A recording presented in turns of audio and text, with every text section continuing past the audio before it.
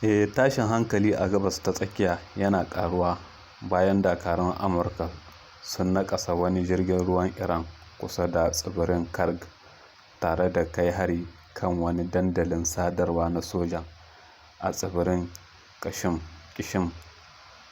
Wannan ya sa Iran ta ƙaddamar da hare-haren ramuwar gayya a kan Kuwait da Bahrain, yayin da aka kakkaɓo wasu makamai masu linzami da jirage marasa matuƙa.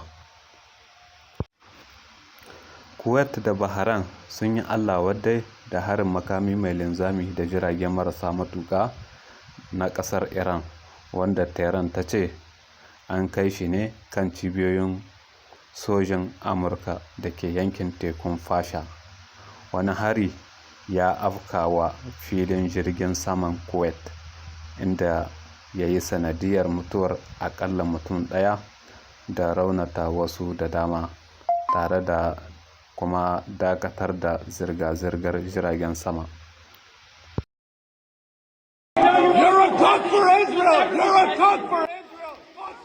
An ci mutuncin Marco Rubio a cikin ginin majalisa, yayin da sakataren harkokin wajen Amurka Marco Rubio yake ƙoƙarin yin jawabi a ginin majalisa Capitol.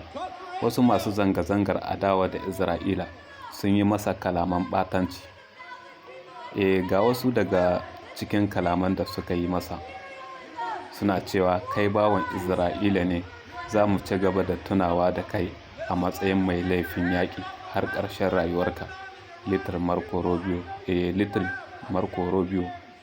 ƙaramin Marco Rubio, janye hannunka daga Falasɗinu, Lebanon da kuma Iran. Waɗannan ihun sun mamaye hanyoyin ginin majalisar yayin wani taron sauraron ra'ayi, inda masu zanga-zangar suka zargi Rubio da cewa yana aiki ne kawai don amfanin Tel Aviv, ba wai don Amurka ba. To bari mu koma Nijar. Ƙaddamar da tashar wutar lantarki ta Goro-Banda. Wannan aiki ya nuna ƙarin kusancin haɗin gwiwa tsakanin Nijar da Algeria, kasancewar Firaministan Algeria Sefi Garif ya halarci bikin tare da takwaransa na Nijar, wato Ali Lamin Zen. Wannan alama ce ta ƙarfafa dangantakar diflomasiyya. Tashar tana da ƙarfin megawatt 40.